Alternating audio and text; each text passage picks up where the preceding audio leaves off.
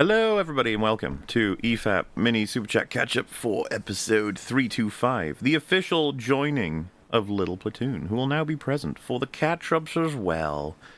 Well, I hope you're having a wonderful 2027. I'm sure everything is going perfectly well. Plenty of great media to enjoy, no political strife of any kind, and everybody is happy as can be. We're going to check out the messages that were sent on that stream, and so, without further ado, let's get started.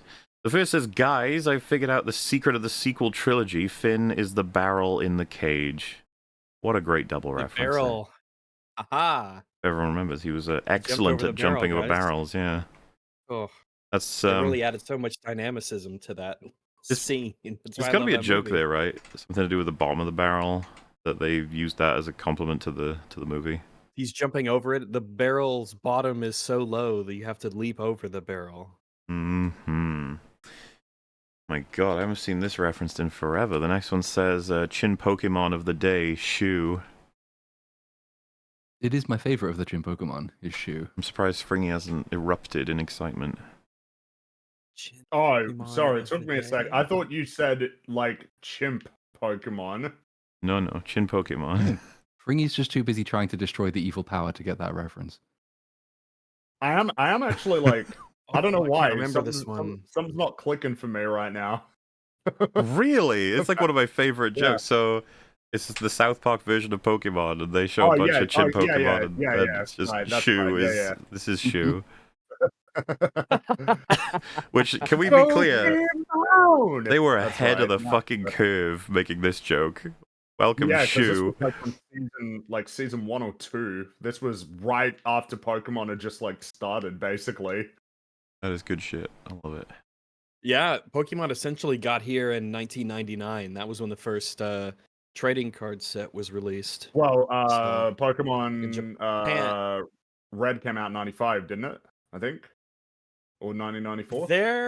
Thereabouts. It's weird to think that there's some gap between the two. Pokemon Red. I should know this because I kind of try and keep my eyes on prices because I'd love to. 1996. Yeah, I mean, this was back when video games would often get released it'd release in Japan and then it would take like a year to release in America, and sometimes it would take like 2 or 3 years to release in Europe, which is kind of like amusing. But yeah, 1996. It was in 1996 where the Pokemon TCG released in Japan. So case in point, it took a while for Pokemon Red and Blue released in 1998 in the rest of the world.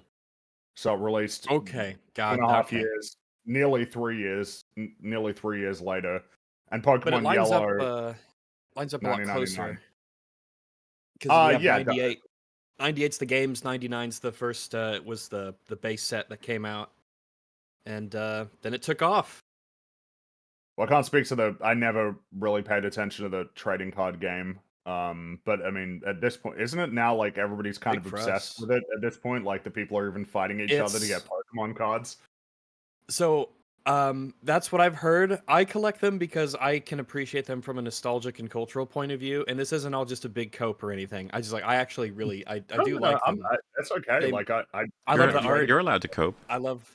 Okay. I'll keep that in mind for when I do need to. But I am a Pokemon card collector. I do appreciate a lot of the art, and it has nostalgic value for me personally because back when they came out in 1999, that was a really big deal for kids on the playground and collecting them and stuff. Yeah, so, I mean Pokemon. Yeah, takes me back. Pokemon's pretty formative for a lot of people. Particularly since there's always new ones coming out on every new system. It kind of can renew and refresh that interest. Like, it doesn't really matter how old you are. I suppose, if you're like over 40, then it probably wasn't very formative for you. But like it's just like Pokemon. For a lot of people, it was like their first game. Yeah, I got yellow version on the. I think it was one of the games. Right? I never had a Game Boy Color. The first Game Boy I got was a Game Boy Advance. So, Game Boy Advance. Good time. I still have it. Yeah, I've got the Advance, the SP that had the backlit screen. Oh my god! Yeah, that was I traded in my Game Boy Advance to get the SP. So it's the same. I had the original Nintendo DS, but I traded it in to get the DS Lite, which is the better system. But there is something to be said for the original clunky, chunky DS. Yeah, I still have mine. It is a bit clunky, chunky, but of course, when it comes out originally, a lot of the times you don't have the reference of how much more wieldy they will get in the future. Yeah. But what a cool system, the DS. You'll only DS hear me sing its brilliant. praises. I think it's one of the best systems ever made. I think so. Yeah, 2 screens. One of them's touch. It folds. Just all the stuff that you can do with the fact you have 2 screens to work with, and one of them is a touch screen. And then you think about how innovative did Xbox get? Yeah, it connects with Xbox One bundled together. There is no Xbox One without Kinect. Yep. It simply can't be done. It cannot be done. Which was always an obvious lie. Yeah. Obviously, you could just have the Xbox without the Kinect stuck to it that nobody wanted. We got a message from Abe Simpson. I thought I recognized you, Friggy. I gave you a plate of corn muffins back in 1947 to paint my chicken coop, and you never did it. Paint my chicken coop. Corn muffins were lousy. Make me. Paint and then they did it with Krusty. Paint my fence. Yeah. Make me. And he just jumping over the witness stand. Mola, what will your next video essay discuss? What film will it discuss? How do you know it's a film? Could be anything. I don't know. It could be a book. That's right. I've heard about those. It could be Pokemon cards. Yeah, we just went over all that. Do you really think we'd be talking that passionately about Pokemon without it probably reflecting one of our projects? No. You gotta look out for these clues. Taking notes. He's just taking notes. Yeah. This is pretty funny. Mola, can Platoon become a host? He's practically moved in at this point. No. No. What's some of your favorite disgusting foods? Mine is kasumazu, cheese rotten to a point where insect larvae are attacking you. Yummy. Oh. Ew. Okay, first off, that's fucking gross. So when you said disgusting, I thought you meant like ice cream mixed with loads of other sweets or something. Yeah, ketchup on ice cream or something. Yeah, okay, that's stuff for me. That's too far. No, yeah, I just figured it was just gonna be like fucking deep fried Mars bar or butter or some shit like that, not like some actual like rotten fucking like food. If we want to keep it to the realm of sanity, what's a nasty food that I like? When I was young, I liked ketchup on dinner rolls. Is that weird? That was pretty weird. It's what I got, I guess. It's what I got. I mean, if depending on who you ask, oysters are in that category. I love oysters, and some people find them absolutely disgusting. Oh, but oysters are great, dude. There's so many like categories for this because my mind is just go into some of the worst food for you combined with some of the worst food. You know, just like chocolate on. Yeah, like the kind of thing you see. I shared it with Free the other day. Soda. There was like a Snickers cake someone made or something, and it was just like you look at it and you're like, "Oh my god, I'm having a heart attack!" Like with what they waffles, ice cream, bacon, like maple syrup. Yeah, something like that. Like this is delicious, but holy shit, there's this like one bite and you're probably good. Like that's about it. So plenty of stuff like that, I guess. Yeah, I mean, I'm really into sushi. A lot of people find that disgusting, but that's normal enough. So, I don't think that people. I guess some people don't like sushi. Crazy people. I'm thinking, what's a weird? I don't know. I know they do like deep fried Coke and stuff like that in some fairs and stuff here in the South, but I never actually. Wait, deep fried like the deep frying the drink? Something like that. It's like marinating it in Coke. Oh, do you mean like deep frying something and then dipping it in Coke? I actually don't know. It's a frozen Coca-Cola flavored batter that is deep fried and then topped with Coca-Cola syrup, whipped cream, cinnamon sugar, and a cherry. Oh my god! Did you see those videos where they just never stop? They keep putting things on top and on top and on top, and you're just like, you gotta. Usually, the more that happens, the less it's like, how do you eat this? That's one of the most annoying things about crazy food videos is when they construct a monstrosity and there's just absolutely no clean way to eat it. Yeah, like you'd have to when the burger's got like 10 patties on it. It's like I don't. Well, then you see someone bury their face in it. It's like, all right. Like, oh, that doesn't look very fun, honestly. Well, no, because I actually ordered one of those ones. It was like a 10-patty burger thing with egg and something else And like I think it was the only place that was open, and my friend and I were quite drunk, so we thought, fuck it, we'll have a go. And it turned up, and it fills you up looking at it. It's just disgusting. And I think I had like 4 bites, and then it was almost like 95% of a burger left. I thought, I will say, in your experience, and I guess anyone else, if it applies, there was a place in my town. It's gone now, but it used to sell pizza that was amazing. And it was like, I would say, a 2.87% better when super drunk. Is this something that applies to you guys in any way, shape, or form, that food tastes better when drunk, or is that nonsense to you? Oh, yeah, there was an entire restaurant. I say restaurant advisedly. In my town had a £1 kebab shop that opened because purely for drunk people. I will buy a kebab that cost me £1. And lo and behold, within a month, it had closed down because of a health violation, but lots of people liked it. Every kebab shop probably violates health. That's like how they make their business. But yeah, no, I don't know what it is, but when super drunk, food seems to taste better. I'd be curious if there's any science on that for like why that might be, other than just your brain is melting. But yeah, hopefully that answers the disgusting foods question.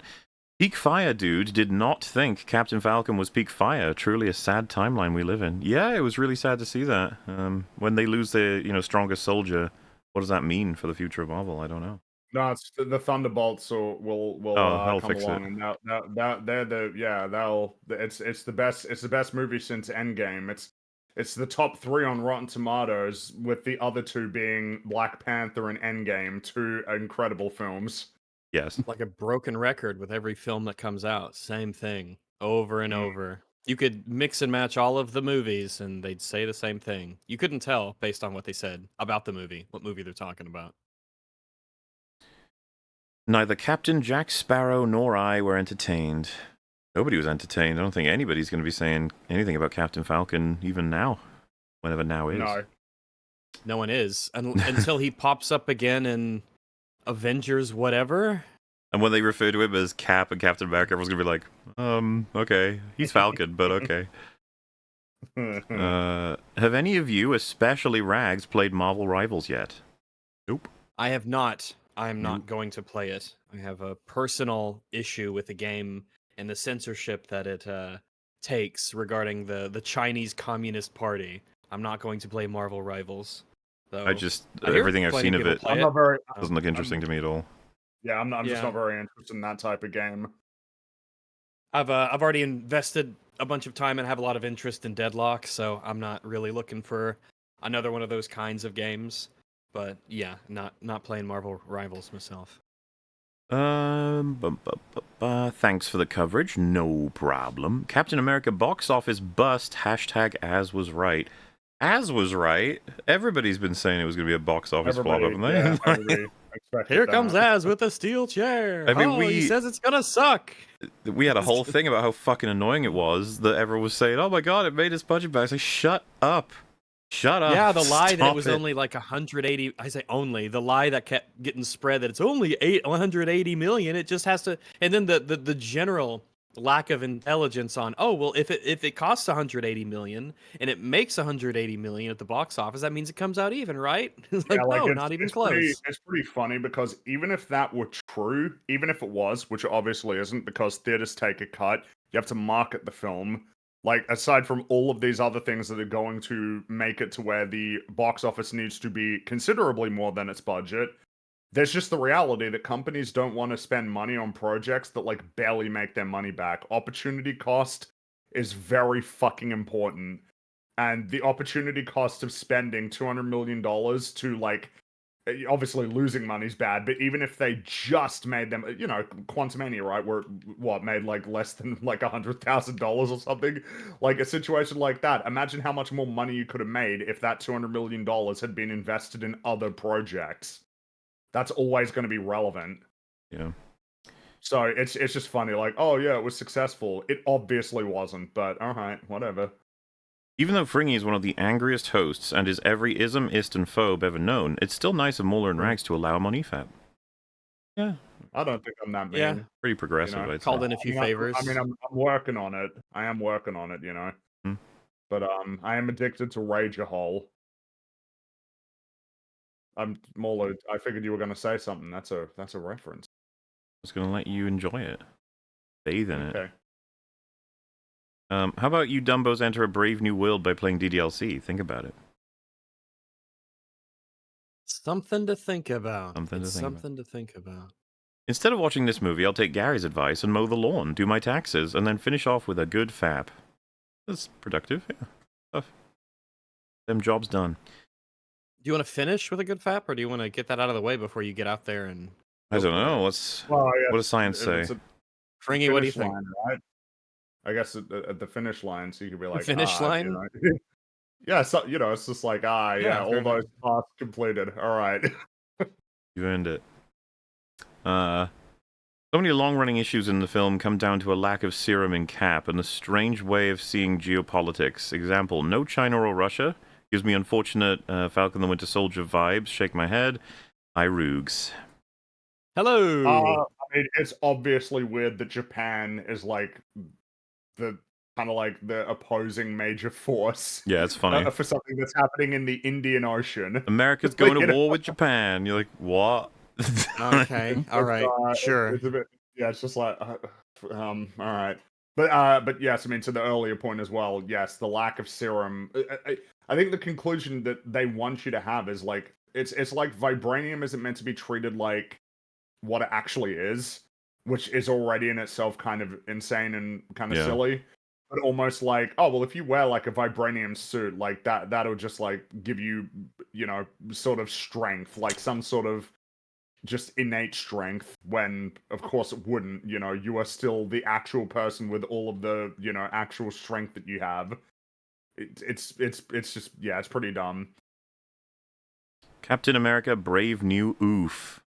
Nice. Oh, got him.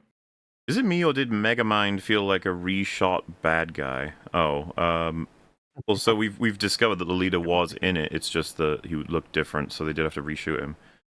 Mm-hmm. And just with, yeah, like that he was always going to be a part of it, but that the reshoots, the main one was Gus. He was new. Reshoots, right? Yeah. He was very obviously completely reshot, but like the leader character, I don't think the original design would have made him look a huge amount better, but like at least, yeah, like his trailer lines are really interesting. They sort of make him out like he's a villain with a point of view about the world, and like he's fighting a corrupt system, and he accuses, you know, Captain America of trying to, he doesn't know whose side he's really fighting for, and like it's a way more like of a political thriller tone from the trailers, and the leader is kind of pivotal in that, and they just got rid of all of that potentially interesting stuff. Why not? It was neither politically savvy nor thrilling. No, they kind of failed. Better luck next time. 2 EFAP movies, double feature The Doorman, The Cleaner. No, it'll be a triple feature now. Doorman, Cleaner, and G20. Those are the 3 diehards with Ruby Rose, Daisy Ridley, and Viola Davis. It's gonna be fucking epic, and G20 will be last because it's the best one for sure. Even though I haven't seen the other 2. I've heard it's a wonderfully bad movie. Oh yeah, they knew what they were doing. They didn't, but they did in the sense of cosmically. And yet, no one seems to have said anything about The Cleaner. It just sort of came and went. What a shame! It didn't make much of a cultural impact. Daisy Ridley just can't catch a break. No. At least when the Ray movie comes out, she'll get her shot. That'll be it, I think. Like, I say get her shot as if it's not the 4th shot, but... What's funny is you give it to like a really good, say for example, you give it to a director who just is, their only intention is to make her into a character and to push her acting ability. You probably could get something good out of her. Yeah, you probably could. But, well, we're not in that time. Get her an acting coach and a good writer and good director. Well, I mean, most people tend to agree she's not. It's not that she's bad. It's just she's not anything. She doesn't really. And to be fair, like, the people have highlighted aspects of her that are bad, and I'm not disagreeing with that. What I guess I'm saying is, like, she's shown potential in certain scenes to express something, It's like, so you could probably beat a performance out of her, right? Metaphorically, theoretically. We do not approve of beating women. Absolutely not in Minecraft. Wait, no, I'm 3 supposed out to of do that 4 in of the us opposite do not time. approve of it, which means that democratically speaking, it's not EFAP's position. Platoon looks like he's got Elon Musk's avatar. Does he? Do I? I think so. Does I don't he? know. I haven't seen. Isn't What is his avatar? Isn't it just like maybe an X? Elon Musk saw Platoon's avatar? He's like, Copied oh it, yeah. I want to get me some of that. I want to get me some Makes of that. sense. This will be better than the Cybertruck. Is anything not? What do you mean? The Cybertruck has wasn't it? God, when he threw the ball at the glass. Oh yeah, let's try the second window. And then has to do the rest of the fucking presentation with 2 shattered windows on the truck. But yeah, I mean that's something you want. Like if you want to get out of your car really quickly, a fucking car that's got windows that are really hard to break, but also simultaneously really easy to break. What? Yeah, that would be awful.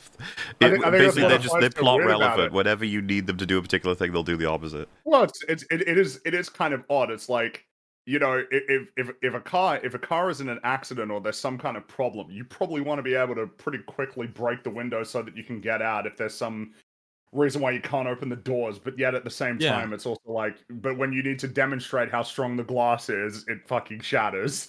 And then I think the next time they demonstrate.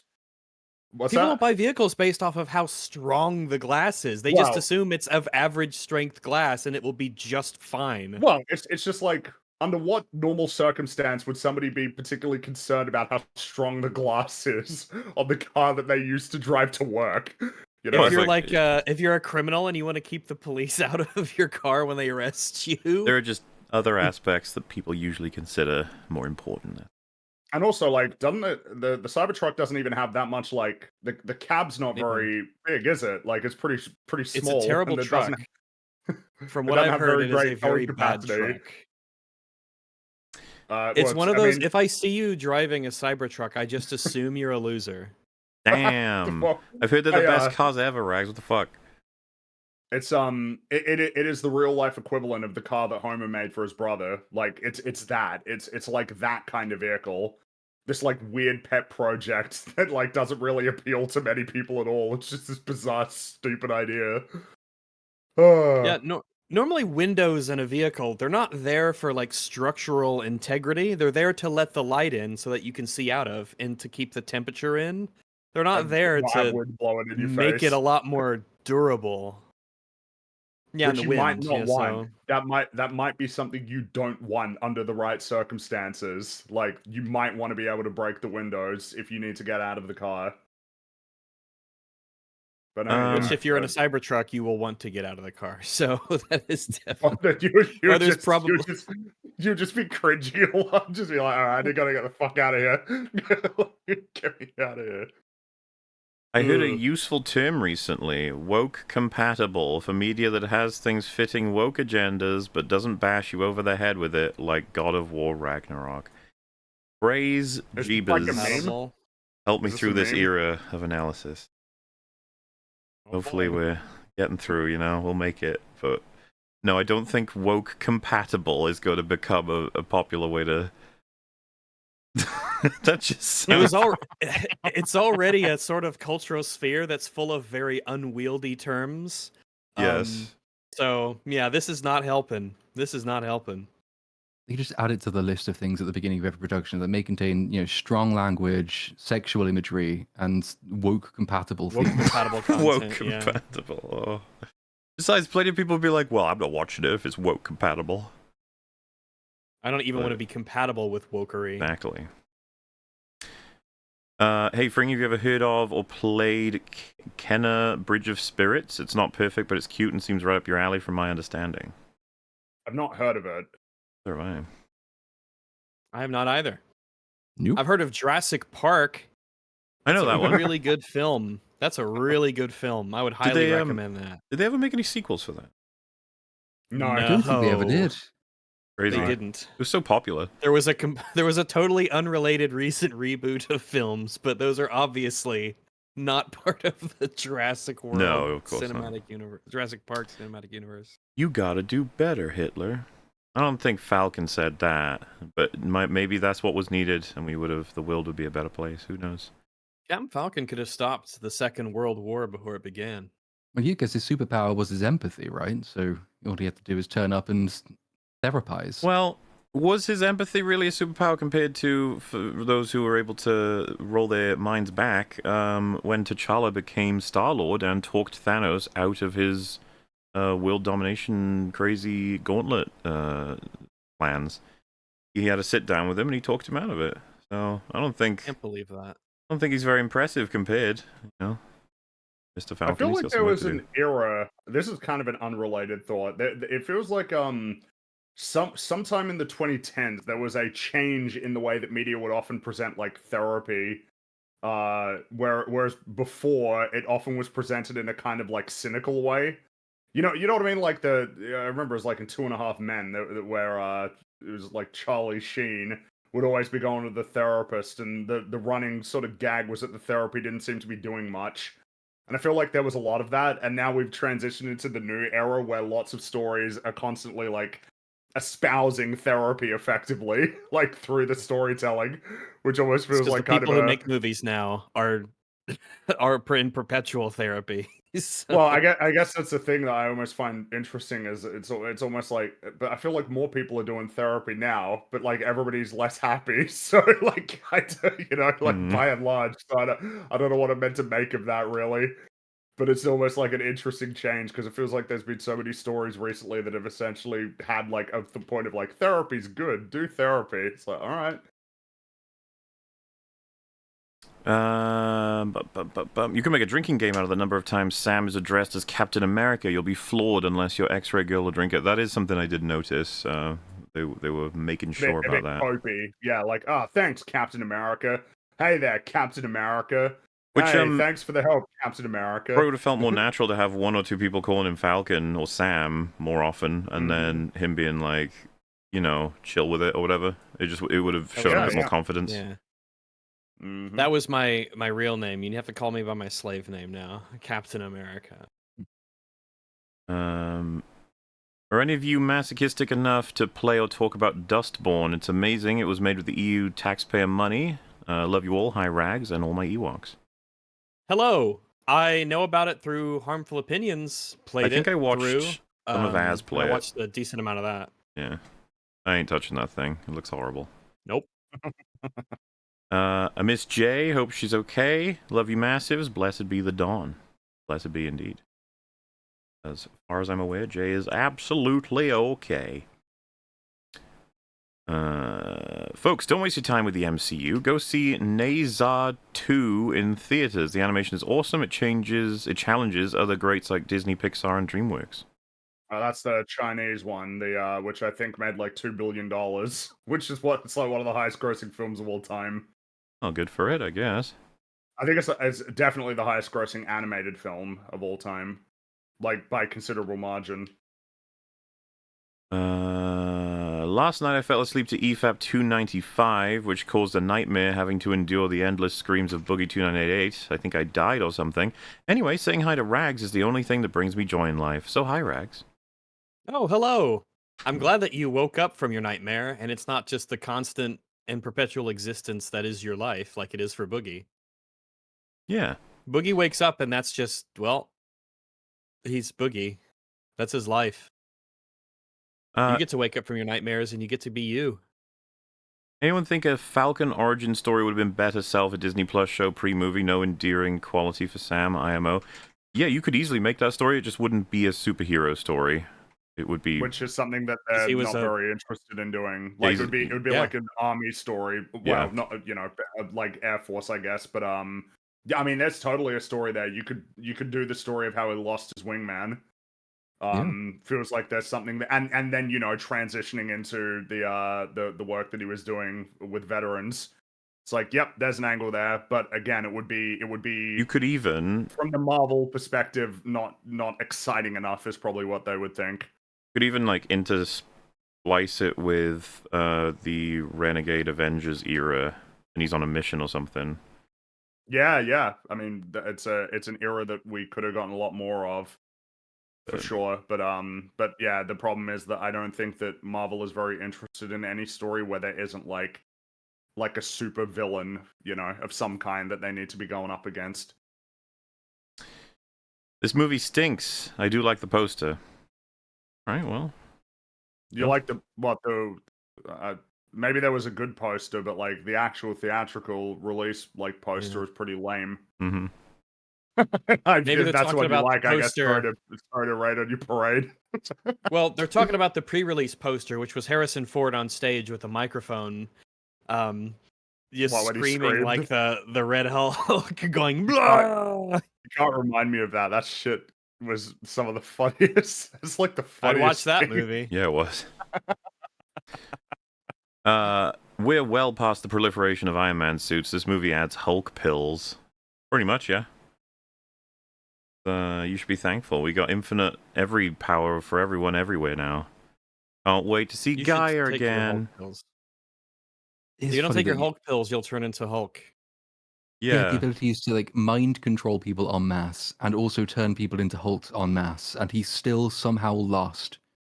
How? With that background, with those resources, with that power set, how do you fail? Oh, because he wanted to get caught so he could warn them about the multiverse dangers.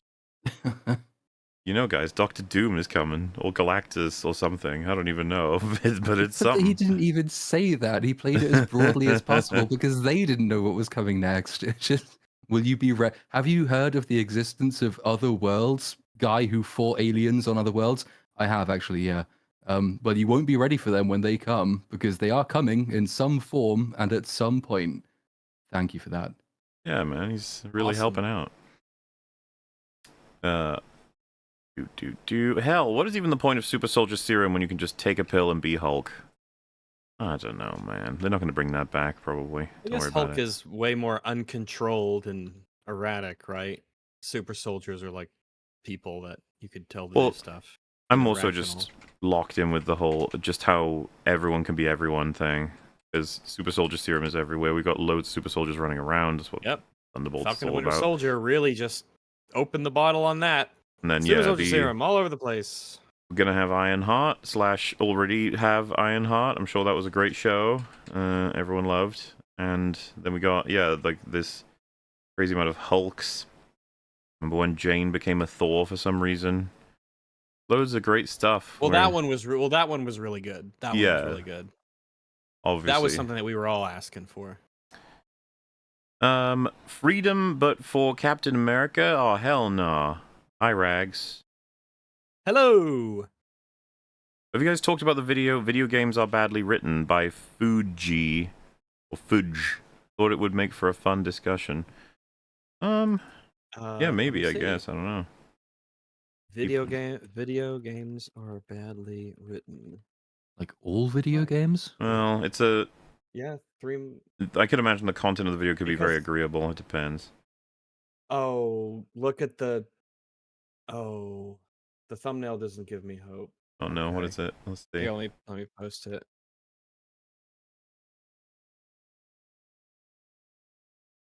Oh, video games are badly written because they have to be. So this is going to be some ludonarrative dissonance argument, I'm guessing. Probably, yeah. You couldn't possibly have a good video game where the writing's good. Well, I mean, happen. If Theo were here, he'd explode. He would explode. Oh, hey, let's bring Theo on the next EFAP when we cover this, and you can watch him kill himself. Look at us in real time planning Theo's next torture session. Awesome. All right, yeah, why not? Let me just, I don't know, I'll put that in my notes somewhere. Nice. I'll crop up sometime. It'll be great. If the president was played by Mr. Frog, do you think Sam would have had a chance of beating him? No. No, Mr. Frog is like one of the... If he was in the Marvel universe, he'd be one of the strongest characters. He has pumpkin bombs. Mr. Frog is supposed to be. Mr. Frog in the Ultimate Showdown? Yes, he did really well. Yes, he was. He did, because he's super strong and he can move really fast. His matchup was actually against the Hulk, and chat were annoyed that we didn't say the Hulk wins immediately. No, I don't think it's clear that the Hulk wins immediately in a Mr. Frog matchup. How does the Hulk deal with pumpkin bombs? Does he... I don't know. I'm not sure. Hard to say, but yeah, do not underestimate Mr. Frog. He's got power, and that's even when he's like chill, like he's whatever. Mm-hmm. Well, it's part of what makes him so scary is how unpredictable he is. Like, you know, he's just so quick. Vote for me because I love you. No, I don't. Fuck you.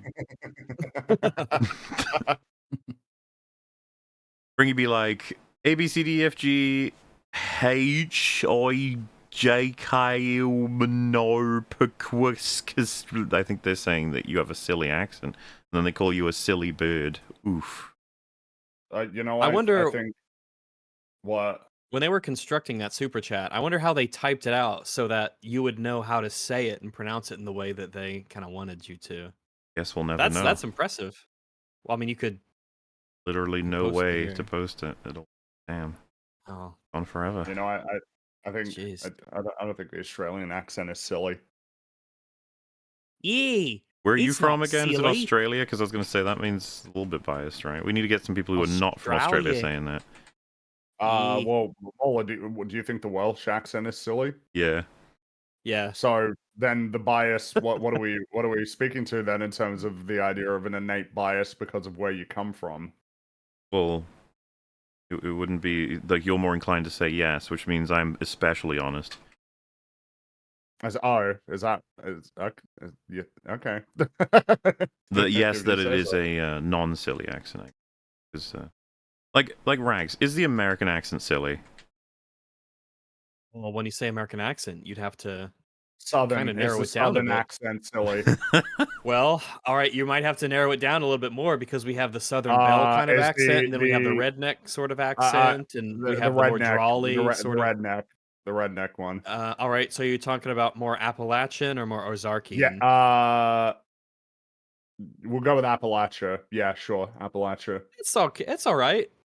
I think it's. I think it's approachable. No, I think it's approachable.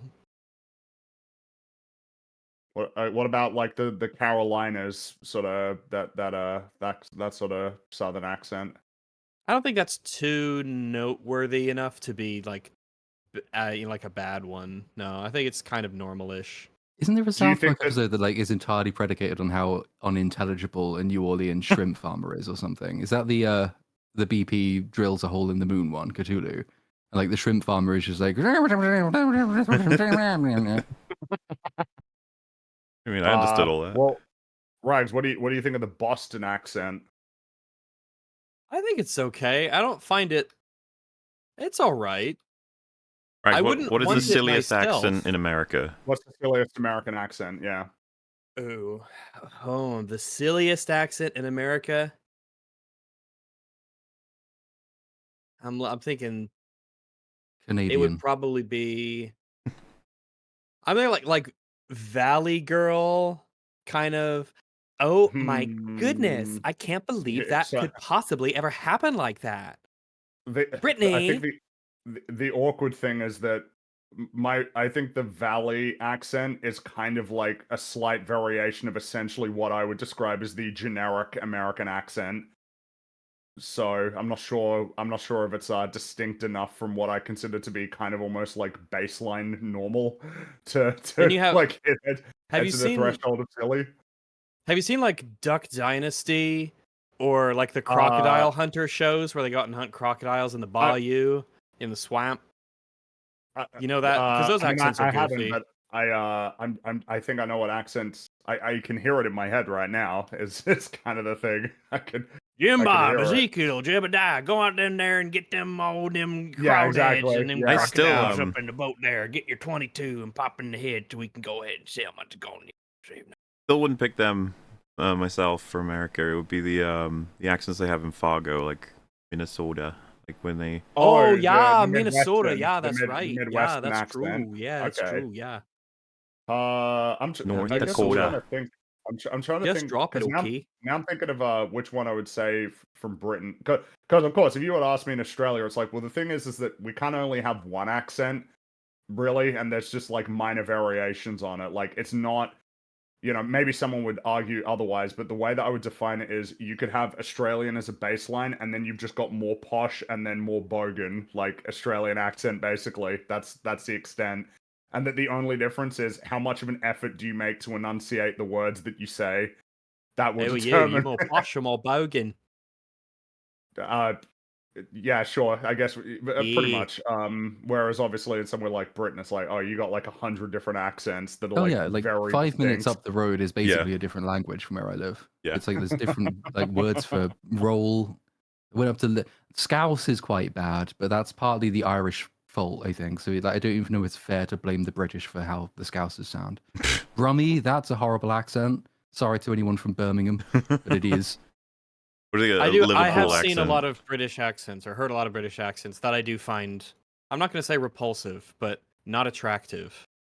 There's a lot that I like, but then there are the ones that I don't like. Yeah, there's obviously it's the ultimate wild card when you say British accent. It really is, because some of them I love, some of them I'm like, ooh.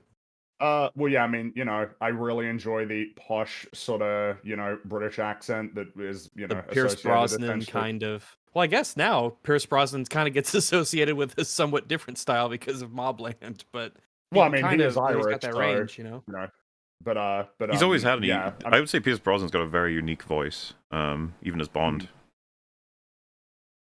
I'm trying to think what I would actually pinpoint. The problem is I don't necessarily know all the names for like the British accents for which ones I find the funniest.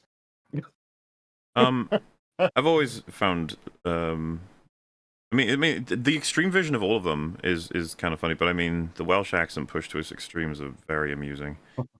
It is very amusing. I love it. Well, I mean, yeah, I enjoyed Scottish accent a lot. I think the Scottish accent and the Irish one are both silly while simultaneously awesome. They're fun. And there's a difference between, because you can be silly and fun is as opposed to silly and annoying, right? Which is the kind of, it's like, you're venturing into uncharted, scary waters there. And even then, it depends, because like someone from Edinburgh has a really nice, quite soft lilt, and it's good for narrations, and they use them quite often in adverts. But someone from Glasgow, that accent's very, very good if you're threatening to kill people, but it's not very good for anything else. Well, what's funny too about, because you mentioned like the easier word would be posh, but thing of upper class English is like it can be so poncy, but if you get the right person using it, for example, like Charles Dance, it sounds awesome, like so authoritative and so respectable. It truly, Britain is a huge mixed bag of like what exactly you might get, what will be easy on the ears or fucking annoying. Whereas here, basically, no matter where you go, people are generally going to sound the same. It's really, there's not much variation at all. It's like any differences are going to be pretty minor. And from somebody who isn't from Australia, probably completely, you're not going to recognize it at all, like any difference. Throws weapon to the ground. All right, let's make things interesting. Puppet flailing intensifies, shows Rags Team America. He's seen that. And it's fucking great. It is very good. I have very, very high opinions of Team America World Police. God, that movie's so good. Can't wait for the Unbridled Rage video on this one. I didn't want to cover fucking Captain Falcon. I don't even... What did we end up thinking? Like, as bad as Phase 4 and 5 are, it's not even, like, bottom 5, right? No, it's not. It's not nearly one of the worst. It's still terrible, but that says more about the honestly kind of a high scorer. It ends up being a bit of a high scorer in Phase 4 and 5 because I think we settled on a 3, which puts it among the highest rated. Like that gets a clap in our world. You got a 3? Well done for a Marvel movie, anyway. Well, except for Guardians 3, that getting a 3 was like fucking hell, man. All right, did that get a 3? We gave it a 3, yeah. Maybe I regret that. I think is it because I think it was Rocket. Rocket was like the thing that made it. Oh, right. Okay. Yeah. That makes sense. Like the thing that is because I've obviously I like Rocket. I think raccoons are awesome. So when he's a raccoon and he's a great character, that helps a lot. I am biased, I will say, but like I think you're right. Story in that film is genuinely good because Captain Falcon has nothing in it that's worthwhile. It's all bad or like tolerable meh. Pretty much. And it's kind of because Shang-Chi was kind of the same as well, where it's like the actual like core story divorced from all the stupid stuff is like so utterly fine that it basically saves it a little bit, and saves it in this case means like a 3 out of 10. I can't remember what else we've said was a 3. I'm trying to think in my head now which stuff would have been a 3. Moon Knight I think ended up being a 3 because of episode 5. Yeah, one was a good episode. Yes, one had concepts. It had its moments. Yeah. Wasn't the Marvels like in 1 or 2 but... because of all the dimension? I think the Marvels is in things. a 1 because of the all of the space stuff is like pretty insane and stupid. So I think that ended, and there's nothing about it that works. So I think it was a 1. At most it was a 2. So really good scores for Marvel these days. All around. Good stuff. Yeah. I find it hilarious that Bucky telling Sam he was something people could aspire to was basically still an admission that Steve was better than him, since it means Sam's position is reachable while Steve's isn't. Yeah, but you have to remember the way that they're contextualizing that is that Steve is less, like, aspirable because you can't be a super soldier. Which is, like, you're taking it to mean something funny, when I would say it's a little bit more, I would go as far as saying malicious. I don't like it at all, yeah. Yeah, the idea that the thing that makes, I mean, what is the role of superheroes in general, considering that you can't ever attain superhuman abilities like that? Like, what are we saying? That any fictional characters can't be aspirational because you can't literally be them? It's like, well, you can't literally be any superhero, basically. It's a direct counter to the entire point Captain America 1 makes. What it's all about. And to say, like, yeah, but he's a super soldier, so... There's no like inspiration aspect there really. It's like maybe it's not about he that. He wasn't a super soldier when he threw himself on that grenade, and then his enemies scale up in power against him. So really, when he fights Thanos, he's not really a super soldier at that point because Thanos' power is so much greater, and he still stands up and fights him, even though he's been reduced to that kind of kid level again that we meet him in the first Captain America as. The world would be a better place if everyone behaved like Captain America, whether or not they had the power to, enact great change, basically. Isn't Nick Fury a Skrull too? No, but anyone could be. I wish. Anyone could that would have been nice. Of all the characters that I wish were Skrulls, it is him, so that we could at least say, well, it's not the real, Nick Fury. Is he a number 1? Because I don't know if you're saving one character, is it Nick Fury? No. That's what you just... It would be... You just said, so like... Well, among them. I don't know who my number 1 would be. I don't know who my number 1 would be either. If I could get one, essentially get out of jail free card for a character to save them from destruction, that would require some thought, I feel. Drooling for a treaty? Oh, no. Wonderful reference. No. Drooling for a treaty. Oh, no. Just got in. How's everyone doing? And also, hi, Rags. Hello. Hey. Doing wonderful. Talking about good old Captain for Falcon. How many great boxing matches end with the guys exhausted and the ref calling it? Plenty of fights where most important punch was pretty early on. Sure. Not sure how this relates to Captain Falcon exactly, but...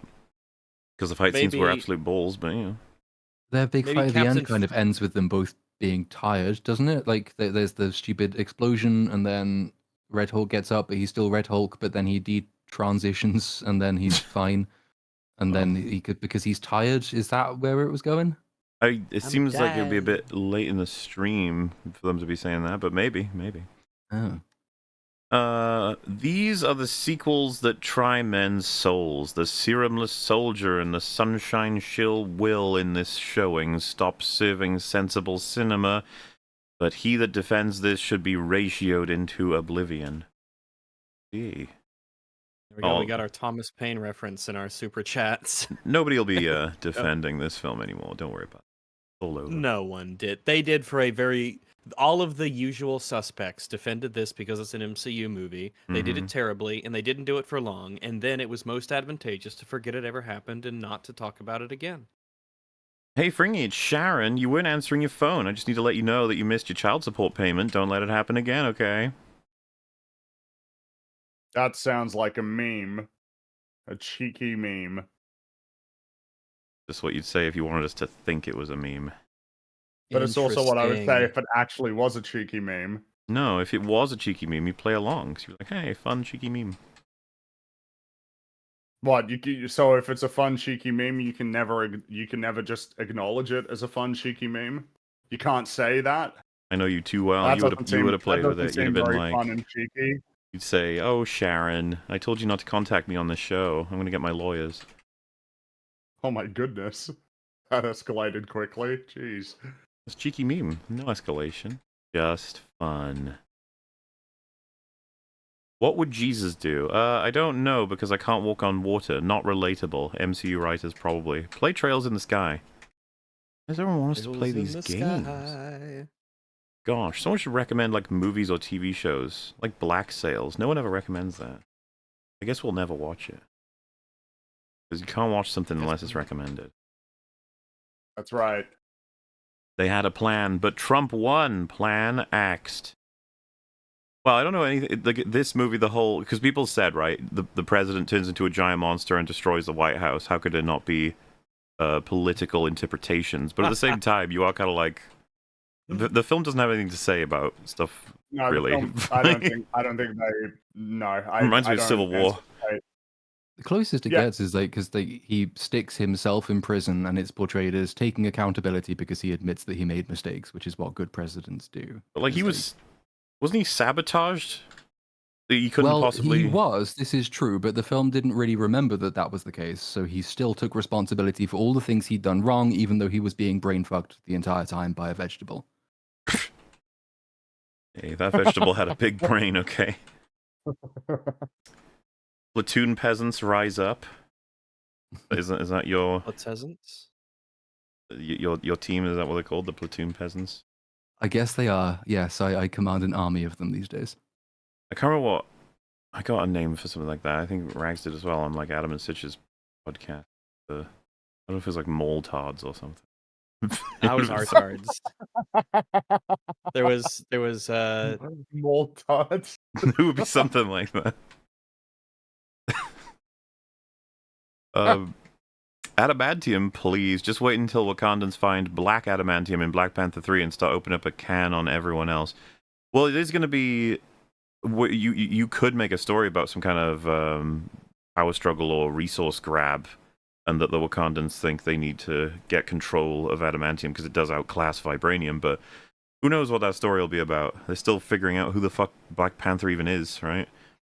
Mm-hmm. You might think it's Shuri, but who knows? Should have been the story for Captain America 4, because like it's a giant dead god in the ocean full of adamantium, explicitly billed as being better than vibranium. Who do we know who lives in the ocean? Well, it's the Aztecs. Who are the Aztecs allied with? Well, that's the Wakandans. It's like that story really just required their presence, but instead they threw in, what was it, the French, the Indians, and the Japanese. Japan. Yeah. Makes sense. Yeah. You ever think Madripoor being nearby ever considered mining the Celestial? Oh wait, does Sharon Carter and her pirate nation even exist? No? Okay. Nope. They don't exist anymore. They will never acknowledge that place ever again. I mean, it was silly to even have it in the first place. Yeah, there's no laws, but they have skyscrapers. Like, so they have no laws, but they have building codes. No, they don't have building codes. They're just that good. They're that good. They're just good people. They just adhere to standards because they're that good. It was shown to essentially be like a lawless society, even though it clearly couldn't be. But whatever. Yep. I'm sure we'll see it again. There is one, I think it's modeled off of, it's a place called the Golden Triangle, which I want to say is in Laos. And it's where like loads and loads of very rich Chinese people went because the Chinese outlawed gambling in casinos, but they established this kind of rogue free state where you were allowed to build casinos. So the entire place is just incredibly opulent casinos built by crime lords, and it's all funded with drug money and gambling. Neat. And somehow it all works out. They don't need building codes. They're just allowed to build the biggest skyscrapers they can. You gotta do better, Marvel. But will they, though? Yeah. Will they? They won't. They won't. If they haven't done it yet, if it happens at this point, it will be an improbable series of coincidences. Hi from Canada, Mauler and crew. Thank you for the great work. All the best, and take care. Well, thank you. Hi. Watch out for the moose. Is moose the plural of it's meese? I think it's meeson. I think it's meeson. Watch out for the meese and the lynx. You got lynxes in Canada. What and wolverines? Lynx eye. You know Yeah. what? Wolverines are cool. They're like Wolverines. cool critters. Yeah, they are neat. They're nifty. I think they're really cool. I think Wolverine is cool. Yeah, Do you I think a Wolverine Canadian cool. Wolverine would catch on? Do you think people would be keen on that? No, never. Well, that discussion finished. Caught you massives live. Thank you for the endless entertainment. Episode 300 was uploaded and kept me sane when I had to work 70+ hour weeks with no time off because of y'all that I watched Train to Busan and looked at Arcane more critically. Also, hi Rags. Hello. I'm glad we helped you get through that really long work week. Train to Busan was so good. What a nice surprise. That was a great movie. After watching like cool 10 billion bad zombie movies, they put that out and you're like, oh my god, thank you so much. Well, 10 billion bad zombie movies and Army of the Dead, that one was really good. That was really good. Yeah. That one, you know what? That one does deserve to be in its own category. I like the tiger. I like the zombies. If the Fantastic Four is bad, which you probably have the answer to that question as you're listening to this right now, then it's truly Jova for Secret Wars and the MCU completely. It already is. What do you mean when you say over? It depends on what you mean when you say. If you mean Doomsday, financially, yeah, Doomsday will make. Wait, it'll make box office. It'll look impressive. As to whether it actually makes money will be complicated because I have to figure out a bunch of math from all the costs mounting up. You know, because fucking look at the amount of money they spent just on Robert Downey Jr. and the Russos, let alone everything else that's all standard. So it'll probably make way more money than a lot of Marvel movies have. It's just that I'm pretty sure that we're basically set in stone as to the story here of the MCU, which is that'll make loads of money. Its sequel won't make as much. They'll reset and then they'll dwindle because they'll keep making shit movies, and now they won't even have the history. Like certain characters, or at least not in the same conventional sense. We're going to get a bunch of what? X-Men? New Visions? We get... I don't even know it. A new Phase 1. Yeah, who knows what it looks like afterward. But, I mean, if they're not making good movies, then all of the sort of arbitrary decisions that they may well make will mean nothing. Yeah, like... They won't fix the problem. You know, even let's pretend even Captain Falcon was good. It's like, so things are looking up. It's like, not really, no. We're still in deep trouble. The big problem is how they make these films. Till they change that shit, affect anything. Also, hi Moolah, Ragu, and Fringles. Hello! Platoon should also be in there, but you know what? They didn't know yet. It's fine, I won't take it personally. Just tuned in, have money. Hi, Rags. Hello. Ringy, I asked Rags this, now it's your turn. What are your favorite Nintendo DS games? Man, I feel like I've already answered this question before. Yeah, I'm sure I've already answered this question before. I'm trying to think of the more... So I've Ghost Trek, I've mentioned before. That's made by the people who made Phoenix Wright. That game is super cool. I also really enjoy Blue Rescue Team, the Pokemon Mystery Dungeon. I remember always really liking that game. That was like a fun and sort of, varied... It's a dungeon crawler, so it's quite different to the standard formula for a Pokemon game. New Super Mario Brothers, that's a good game. That one probably deserves to get a lot more of the sort of props compared to the ones that came afterward, even though the ones that came afterward would have made like improvements to the formula just because they were all pretty derivative. Yeah, I mean that's 3 of many. Beautiful. Having things you don't need and are kind of impractical is the American way. You wouldn't understand, Fringy. USA. USA. USA. USA. Well, wouldn't I understand, sorry? Having things you don't need is the American way. I mean, that's not just the American way, I suppose. That's a lot of countries. Americans do it very well. Though. Again, the earlier conversation, no other country, I don't think, could build the Cybertruck and sell it. That's true. And I mean, you can't buy it in Europe, so because it's not. You can't, but that's for an roadworthy, irritating. It's not. It's like, yeah, the front isn't soft enough because, like, if you hit a cyclist with a Cybertruck, the cyclist will probably die. Whereas in the UK and That's Europe, good, you have though. to. Well, that's what I think too. The But we have cyclists laws should be given a against it. reason to fear the road as they should, instead of thinking like they own the damn thing. That is the problem. We've been too Oh my soft on god, them all this that time. sounds like Rags is a bit bitter about cyclists using the road. Have you seen how they behave? They're horrible. It's not so much that I'm bitter, so much as that I have an accurate sort of gauge on their hubris, and they need to be brought down a few pegs. Can I throw in hatred from a different angle as a regular walker? It frustrates me when bikes don't make their presence known to go right past you when they're really angry as well. They're usually angry, and they're the ones that make the problem happen because I'm not going to be walking backwards or some shit. I don't have rear view mirrors when I'm walking. I suppose the argument would be that there needs to be more bike infrastructure than to sure, but of course there are limitations to existence, like to get cars, pavement, and bike all in one in every area is not always possible. The Netherlands did it. Well, we can't all be like the fucking Netherlands, can we? Yeah. I mean, I anticipate that a lot of places would never have like the sort of general like urban design of a place like the Netherlands. Though, I mean, it seems like in a lot of places in America, you don't even have footpaths, which is a little bit unhinged. Like, depends where you go. They're becoming very common here, as are bike paths. A lot of places that you go are I've seen. This is going to be a bit anecdotal, I suppose, but there are constantly projects to add sidewalks to places, to add walkways, to add bike paths. At least there is around here. I can't speak to other states or areas, but it seems to be a pretty big project around here. Because biking's a big thing here, as is walking in general, getting out.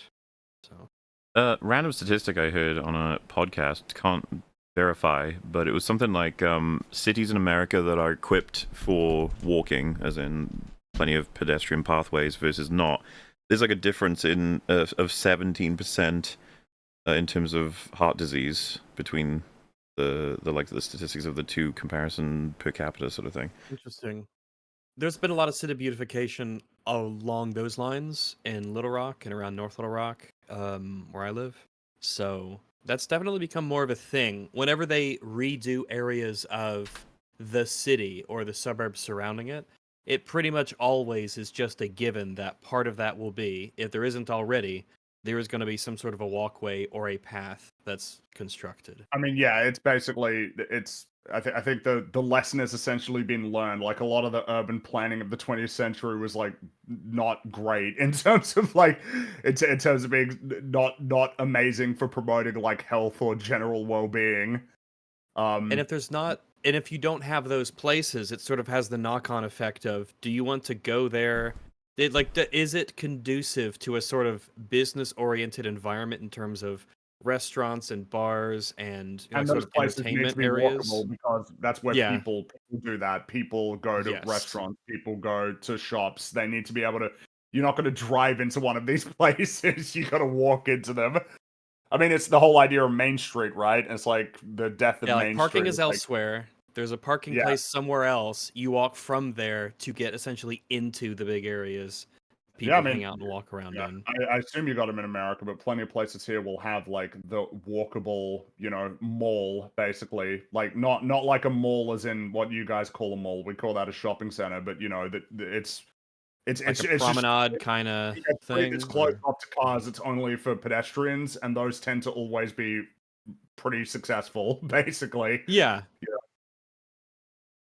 And I mean, lots of new developments will be, not very. Some new developments are not even remotely like that, but the more expensive ones will be more walkable. They'll be designed to be more urban. But, it's, hey, look, all right, walking bicycles, walking's good for your heart. It is.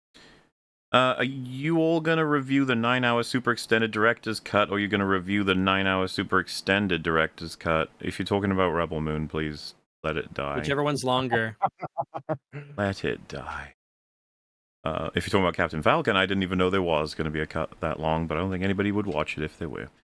The best thing in the world happened yesterday. Mihai Csikszentmihalyi came up in my actual university class on rhetoric, highlight of the term. Hey, he is one of the classic philosophers of EFAP. He's on our philosopher, I guess, Mount Rushmore, with Hiddle, Subtleties, Figidius, maybe even Tonal. Who knows? There's plenty on there. Platoon has great chemistry with you three. Super enjoyable to listen to. You've been doing chemistry while we've been doing this? Yeah, I'm an ardent chemist. Right, well, you know, whatever gets you going, that's fine, it's fair. I'm tired of MCU, DC, Warner Brothers, Universal, Disney, etc. Any thoughts on reviewing well-grounded storytelling anime? I'd like a review or an opinion on Attack on Titan. I don't think that's out of the cards someday. We could do a breakdown of, like, One Punch Man Season 1. I think. Yeah, if it's the right anime and we have enough interest in it, yeah, potentially. FMA Brotherhood, I'm tempted to get Fringy to be forced to watch that at some point, because you've seen it, right, Rex? A long time ago. I remember being but quite I wouldn't fond of mind that. seeing it again, yeah. I remember liking it quite a bit. So Miss Marvel, Captain Marvel, Monica Rambeau, and Super Skrull Danny, Super Skrull, I think they mean, can't inspire according to this movie. Whoops. Well, that's the thing. As if they thought it through. Like, they never have. Like, take Superman, one of the most inspiring heroes there are. He's as far away from, like, you can't fly, sorry. You can't have super strength, you don't have laser eyes, freezy breath, can't go to space. Like, he's a little bit difficult to reach. Though, to be fair, Captain Falcon is so far away from the average person's potential as well. Especially by the end of the movie. Yeah, came up, didn't it? It's like he's got the most powerful suit, so arguably he is the least approachable, even of the old tier cast. It is more reasonable to assume you could reach Captain America's abilities than ever getting anywhere near Falcon's. Because Captain America, you can train excessively. You'll never be as powerful or as fast as him, but you'll have gotten somewhere. Captain Falcon, what do you do if you're like, oh yeah, I can't wait to get my vibranium suit? Like, that's not happening. Like vibranium shielding and your cap shield is like, yeah, probably not gonna happen. Well, maybe what they mean is that they could really learn to emulate his character. Oh yes. Which so well is known. We all know is yeah. Yeah, we know it. No need to say it because we all know it so well. Oh yeah, absolutely. Give me a piece of that. Mm-hmm. Will Grace Randolph rant about how she saw Red Hulk's bulge in IMAX? Possibly. Do you know she's like kind of like pisses off everybody? Kind of interesting. I don't know if she's got fans or not, but I always see, like, whenever she says something silly, it's always all over the internet. There's just nobody defending her.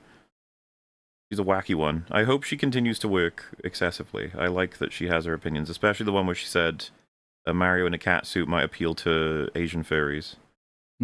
That was great. Why did she say that? Because she's wacky and She's fun. wacky. When she's a wacky person. She said Starro wasn't killing enough white people. Oh, that was good. She's such a legend. That one was good. Hi, Little Platoon. I love your Baron Raglan vid. Would you consider making feminine hero journey or other archetype vids? Love you. Oh, wait, well, you can answer that first.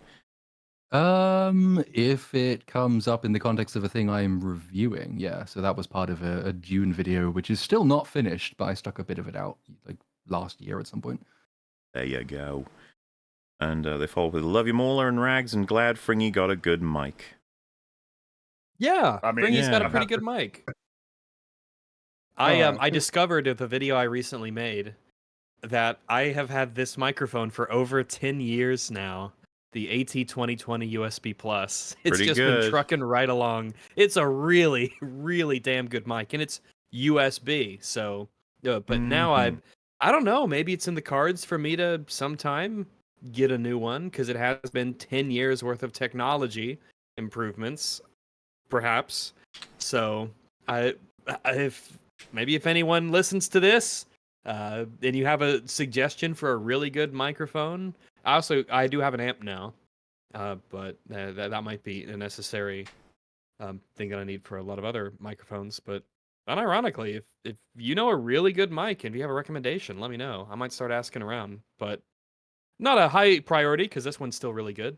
So yeah, Audio Technica. I use their headsets too, and they've been really good. So that's a company of whose products I have high recommendation for. So good stuff. Important question: does this movie ever clarify if Thunderbolt Ross has gamma in urine? Yes. I suppose he would, right? Gamma in If it's in his blood. In the comics, Red Hulk gets hotter, not stronger with anger, and he risks overheating. They had him burn stuff that he grabs when he's the Red Hulk, but they never focus on it, and it's never relevant to anything. So it feels like something they maybe had... Just a reference? Yeah, like it was going to be maybe something more, and they was like, fuck it. That was supposed to be one of the earlier scripts, right? It was like adamantium absorbed it or something, so like they had to use the adamantium to defeat him. The leader. I predicted that the Renaissance men will be coming into town, and by the looks of it, it's going to be really soon. He predicted it. Easily. Well, I was asked what my favorite joke in Smiley Fred's was, and I went with the Flat Earth one, but Renaissance Men is probably the actual one. Flat Earth. Oh, that is a good one. God, that joke. Which one was that? Remind me. Which one? It was what the Earth is flat. The flat Earth joke. What was? That was in season 2. Yeah, have you seen season 2? Oh, I haven't seen season 2 yet. I need to. You would love it. I gotta. You would love that joke. I've gotta because I love season 1 so much. Yeah. All right. Go watch Smiling Friends, all seasons that are available currently out there, even if there's more and I haven't yet seen it. I'm sure it's very good. Yep. Hello, Rags, Frongoloid, and Mauler. Hello. Annie. Ignoring plot, Cap is the worst constructed film. I don't think I agree. Captain America? When we're looking at first one? character damage, unless... Oh, I assume they're talking about Captain Falcon. They're certainly wrong if they're talking about Captain America 1. But if they're talking about Falcon, I would say that the character damage in Captain Falcon is nowhere near as bad as many of the others. No, it's not. Not even, like, Endgame slaughters Captain Falcon. In a lot of ways. Mm-hmm. One of the things that sort of lifts up Captain Falcon, as odd as that is to say as a phrase, is that it's very empty. It has very little to say, and not a lot of stuff really happens. It's a very cowardly movie, in a sense. Sure. Yeah. With the stringency of government hiring, just knowing Bucky would get you disqualified, let alone being Bucky yourself. They're very touchy about outside influences, unless you're the president, I guess, lol. There's a lot of reasons why you would never be hired. I feel like... Yeah, I feel Bucky One of them would get... is killing the Bucky president. sort of deserves a... They can't believe they have that. They didn't have to, but they did. They don't care about introducing more crazy stuff like pills that continue into the Hulk and Super Iron Man suits for everyone, as they are planning to erase everything in Secret Wars. As if this, like, reset is gonna do anything at all. As though it makes everything better. How do we get here? It's through shit writing. We're just gonna keep doing that, so... It makes no difference. So which characters are Skrulls? Are they still around? Probably no, we're not gonna see them again, probably. We'll never see them again. Sure. Why not? I guess the ending of Secret Invasion was only ever to try and set up a Secret Invasion Season 2, ultimately. They were hoping, but they didn't get it. Yeah? Because it doesn't come up in I mean, the Marvels ending seems or, like, yeah. Yeah. Would you still rank Multiverses of Badness low? I assume they mean lowest, and yes. Yep. The only one that could compete is going to be Endgame, I think. But Endgame has Natasha's stuff, which is not terrible. And there's some other things. There's some lines, there's some interactions. Multiverse of Madness basically has nothing. Except Benedict Cumberbatch acting here and there. You get some of that. I'd love to see all the different drafts of scripts of these movies. What does the creative process even look like for the MCU anymore? It's made it, we know pretty much. They organize a bunch of action scenes and sets, and then they cast writers who fill in the gaps and come up with some funny lines here and there while they're filming. And they fucking go through them like crazy if they're, I guess, not doing everything that they want, or that they need to hire someone who's going to look better for the film.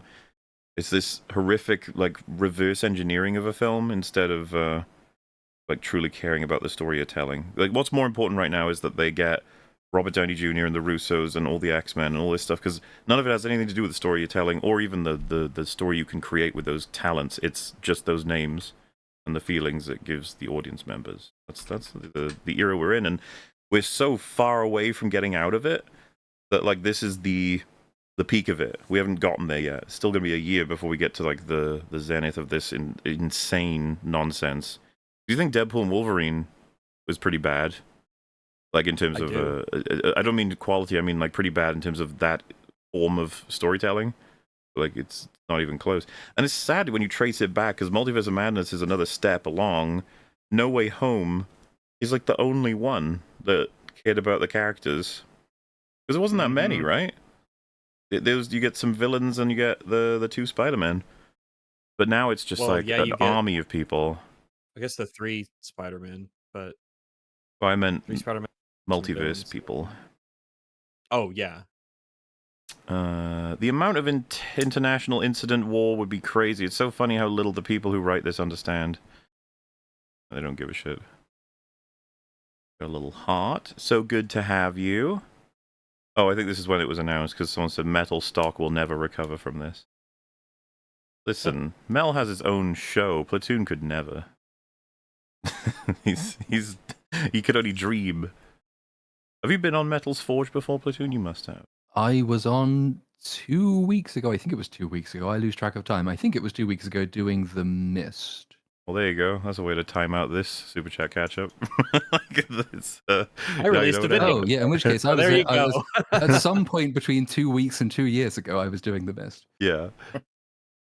Congratulations on becoming off year of 2025.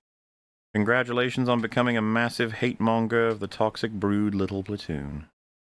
Hey, I mean, thank you. We're all that, even if you're a cast member or not. A dog, an eldritch beast, a witch doctor, and a guy. Together they are EFAP. He's the normal one. You got it in caps lock. We love you, Platoon. So nice. So friendly. I like the image of EFAP gathering in their castle, all animals and eldritch monsters, and then there's just Platoon and normal dudes sitting, just chilling. I see that. I think it's a good time it provides contrast. To have the regular guy. I always like the idea that in a group of normalish people in a normalish show, there is like the one, you know, like in Mobland, you got the whole family. Imagine there was just a guy who dressed all in black with a hat, you can't see his face, and he just sits in the corner all the time, and they tell him to do things. Like, I want to know what his story is. You guys should check out the Oni Plays thumbnail for Fat Dude Simulator. So, I think... yeah, I think this is it.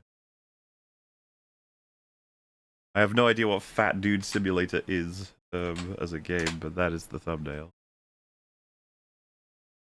Oh my god! Oh my gosh! He's like Steven. Who is that? Who is that slug guy from The Rise of Skywalker? What was his name? Slork? Oh, man, I used to know that, but I guess I flushed it. Slint? I feel like know. it's like a normal name with a little change. I can't help you. I don't remember. What a great character he was. Look up Silky Anteater. Look at him go. Right? Silky Anteater. Oh my gosh. Wow. He looks like you could just... He looks like a... What is, He looks like a little... Not a Brillo pad, but like one of those, like one of those slightly rough scouring pads that you use, and you just take them and clean up all the clean up your whole kitchen with them. Wow. Just squirt a little Dawn on them, get them all sudsy, and just. Very, very cute. Good and it would be like in this. It'd be like in the Flintstones, where you'd clean up your house with them, and then he'd say, "It's a living," and then the audience would laugh, and then you would have a clean kitchen area. I'm always really, really wary though of the suspiciously cute animals because they tend to be like the most depraved things in the animal kingdom. It's like sea otters. Pokemon, sea otters are adorable. Everyone loves sea otters. They hold hands while they sleep, and they rape baby seals to death. It's like I didn't need to know that, but now I do. I can't unthink it. So don't be distracted by how cute the thing looks. Dolphins. Dolphins are famously rapey. They are. Yeah. Also, check out the Oni Plays thumbnail for Ocarina of Time. Is that?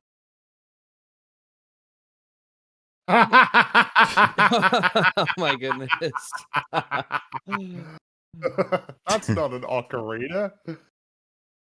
I've been looking a little at the Silky Anteater and his little front. It's not even like a hand, I suppose. His front appendages. He has like this one big claw.